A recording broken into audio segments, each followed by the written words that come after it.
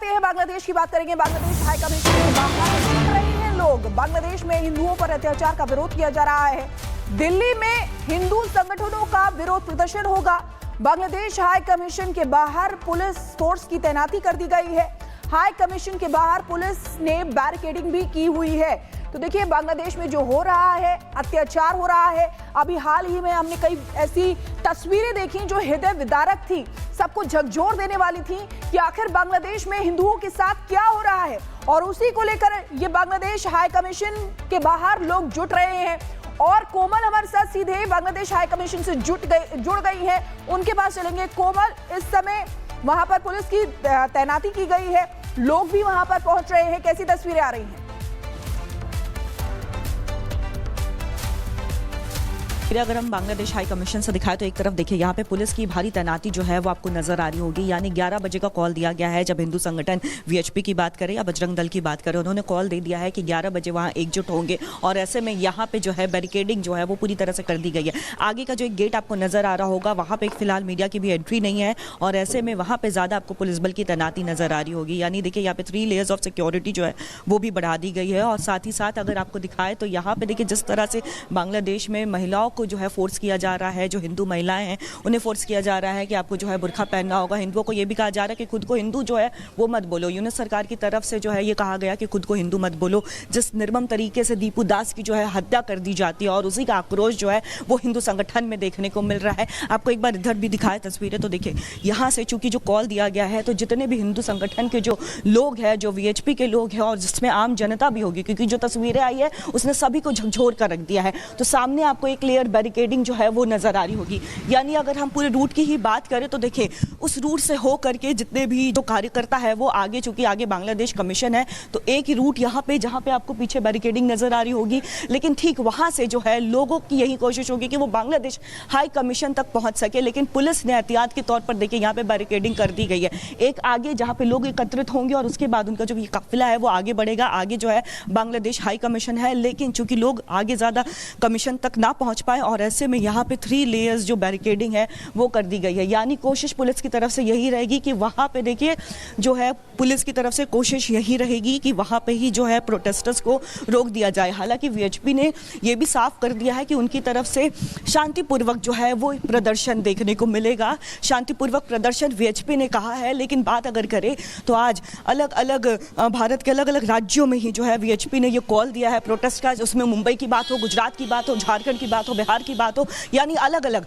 राज्यों में ये प्रोटेस्ट मार्च जो है वो देखने को मिलेगा। शांतिपूर्वक तरीके से प्रोटेस्ट करेंगे, लेकिन विरोध दर्ज जरूर करवाएंगे, क्योंकि पिछले 1 साल से ज्यादा समय हो चुका है और इस तरह की जो तस्वीरें हैं वो निकल करके सामने आ रही है। यानी शुरुआत अब हम आपको दिखाते हैं। हमने आपको एक तस्वीर दिखाई जो बांग्लादेश हाई कमीशन की वो तस्वीर थी, जहां पे आपको पुलिस की बैरिकेडिंग जो है वो नजर आ रही थी। लेकिन अब रूट अगर हम आपको बताएं तो रूट क्या होगा, तो रूट के लिए यहाँ पे जो है ये जो आपको बैरिकेडिंग नजर आ रही है, यहाँ से जो लोग हैं हिंदू संगठन के, वीएचपी के, और सिर्फ ये हिंदू संगठन के लोग नहीं हैं, इसमें आम जनता भी है। क्योंकि जो तस्वीरें निकल के सामने आई है उसे देख करके हमारा भी खून खौला होगा, आपका भी खून खौला होगा, आम जनता का भी खून खौला है। और उन्हीं तस्वीरों को देखते हुए ये प्रोटेस्ट का जो कॉल वो दिया गया।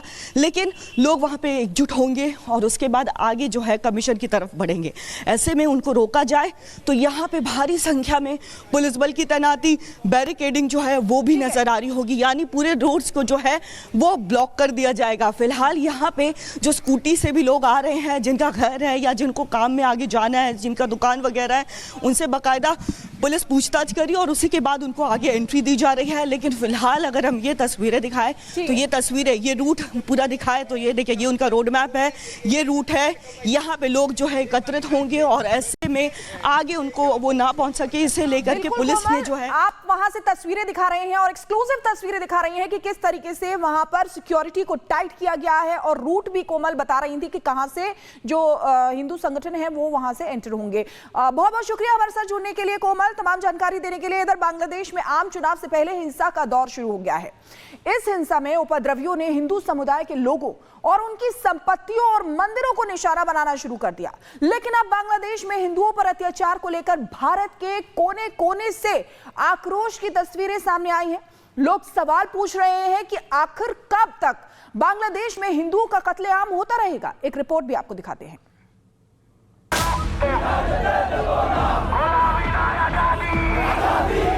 बांग्लादेश में अब हिंदुओं के खिलाफ जुल्म की इंतहा हो गई है। यूनुस सरकार की सत्ता संभालते ही बेलगाम कट्टरपंथियों की दरिंदगी की सारी हदें पार हो गई है। बांग्लादेश का कट्टरपंथी इस्लामिक तंत्र पूरे शासन तंत्र पर अब भारी पड़ रहा है। बीते दिनों झूठे आरोप लगाकर हिंदू युवक दीपू चंद्र दास की भीड़ ने पीट कर हत्या कर दी। इतना ही नहीं, कट्टरपंथियों के हौसले इतने बुलंद थे कि भीड़ ने हत्या के बाद भी दीपू के शव को पेड़ से बांधकर उसमें आग लगा दी, जिसके बाद बांग्लादेश में माहौल तनावपूर्ण बना हुआ है। दावा ये भी किया जा रहा है कि पुलिस अगर चाहती तो दीपू की जान बच सकती थी, लेकिन बांग्लादेश में भीड़ तंत्र के आगे पुलिस तंत्र असहाय दिखा। लेकिन अब इस घटना को लेकर लोगों का गुस्सा फूट रहा है। बांग्लादेश में हिंदुओं की हत्या को लेकर आज बंगाल में भी जोरदार प्रदर्शन हुआ। बांग्लादेश हाई कमीशन के बाहर विधानसभा के नेता, विपक्ष और बीजेपी नेता शुवेंदु अधिकारी ने बांग्लादेश में हिंदुओं के खिलाफ अत्याचार को लेकर अपनी आवाज बुलंद की। इस दौरान कई हिंदू संगठनों ने भी अपनी आवाज उठाते हुए बांग्लादेश में हिंदुओं पर हो रहे अत्याचार को लेकर जबरदस्त नाराजगी जाहिर की। हैरानी की बात तो ये है कि बंगाल में जिन ममता दीदी को गाजा में हो रही हिंसा पर चिंता होती थी, वो बांग्लादेश में हिंदुओं पर हो रहे अत्याचार को लेकर चुप है। और ममता की इसी चुप्पी पर बंगाल बीजेपी ने भी सवाल खड़े किए। আমরা ডেপুটি হাই কমিশনকে সুস্থভাবে এখানে অফিসে বসতে দেব না। 1 কেজি পেঁয়াজও বাংলাদেশে পাঠাতে দেব না। बांग्लादेश में जो आग लगी है उसकी ताप जम्मू कश्मीर तक पहुंच चुकी है। कश्मीर के किश्तवाड़ में लोगों ने बांग्लादेश में हिंदुओं के खिलाफ हो रही हिंसा के मामले में प्रदर्शन किया, साथ ही सरकार से इस मामले में बात करने की भी अपील की। तो वहीं बांग्लादेश में हिंदू युवक की निःशंस पिटाई के मामले के बाद देश के कोने कोने में लोगों का गुस्सा लगातार बढ़ता ही जा रहा है। घटना के विरोध में आगरा में अंतर्राष्ट्रीय हिंदू परिषद और राष्ट्रीय बजरंग दल के कार्यकर्ताओं ने जोरदार प्रदर्शन किया। प्रदर्शन के दौरान राष्ट्रीय बजरंग दल के प्रदेश अध्यक्ष ब्रज रौनक ठाकुर ने केंद्र सरकार से सख्त कार्रवाई की मांग की। सच तो ये है कि यूनुस के सत्ता पर काबिज होते ही मानो इस्लामिक कट्टरपंथियों को खुली छूट मिल गई है। इसी साल जनवरी से लेकर अब तक बांग्लादेश में 50 से ज्यादा गैर मुस्लिमों की हत्या हो चुकी है। इतना ही नहीं, दिसंबर जिसे पाकिस्तान के खिलाफ जीत और गर्व का महीना माना जाता है, उस महीने में भी अब तक 5 गैर मुस्लिमों की हत्या हो चुकी है। जानकार ये बता रही हैं कि बांग्लादेश में आम चुनाव से पहले हिंसा का दौर शुरू हो गया है। इस हिंसा में उपद्रवियों ने हिंदू समुदाय के लोगों और उनकी संपत्तियों के साथ मंदिरों को भी टारगेट करना शुरू कर दिया है। सैकड़ों हिंदुओं को झूठे आरोपों में गिरफ्तार किया गया है। बांग्लादेश में हिंदुओं पर हो रहे अत्याचार पे भारत सरकार पहले ही अपना रुख साफ कर चुकी है, लेकिन सवाल ये है कि आखिर इस्लामिक कट्टरपंथियों को हिंदुओं का कत्लेआम मचाने के लिए यूनुस सरकार ने क्या खुली छूट दे रखी है?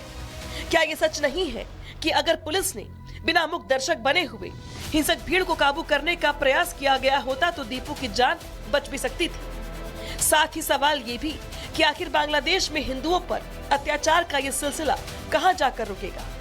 दीपू की हत्या सिर्फ एक इंसान की हत्या नहीं, बल्कि पूरे अल्पसंख्यक समुदाय के लिए डर का संदेश है। और ये घटना पूरे देश में बढ़ रही धार्मिक हिंसा की सच्चाई का आईना है। Bureau report, Republic Bharat. और कोमल हमारे साथ बांग्लादेश हाई कमीशन से जुड़ी हुई है, उनके पास सीधे चलेंगे। कोमल, देखिए जैसे जैसे बांग्लादेश में हिंदुओं को टारगेट किया जा रहा है, भारत में आक्रोश देखा जा रहा है, आप वहां से कैसी तस्वीर दिखाएंगी?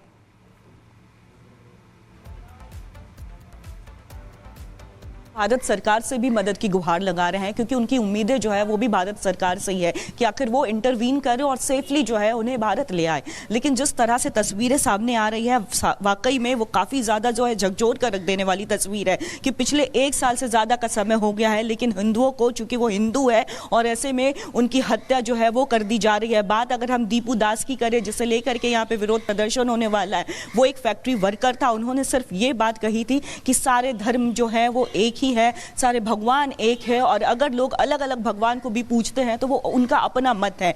ऐसे में इस बात पर जो है वो इतने आहत हो जाते हैं कि वो इसकी हत्या कर देते हैं, काफिर जैसे लफ्जों का इस्तेमाल करते हैं। हालांकि फिलहाल अगर हम आपको ग्राउंड जीरो से तस्वीरें दिखाएं तो देखिए जो पुलिस के आला अधिकारी है वो भी यहाँ पे मौजूद है और हजारों की संख्या में यहाँ पे चूंकि प्रोटेस्टर्स जो है उनके जुटने की संभावना है, तो ऐसे में आला अधिकारी जो है पुलिस के वो भी मौजूद है और ऐसे में कुछ ही देर में भारी संख्या में हिंदू संगठन के लोग यहाँ पे जुटेंगे। और जिस तरह से हिंदुओं पर लगातार बांग्लादेश में अत्याचार हो रहा है तो सरकार से भी उनकी यही मांग है कि एक जो है एक स्थायी समाधान वो निकाला जा सके, क्योंकि पिछले 1 साल से ज्यादा हो गया है ये तस्वीरें निकल के सामने आ रही है। यहाँ पे हम प्रोटेस्ट ठीक है करते कोमल, हैं। आप लगातार तस्वीरें वहां से दिखा रही हैं। फिलहाल बहुत बहुत शुक्रिया तमाम जानकारी देने के लिए। कोमल हमारी सहयोगी बता रही थी कि किस तरीके से वहां पर सिक्योरिटी को टाइट किया गया।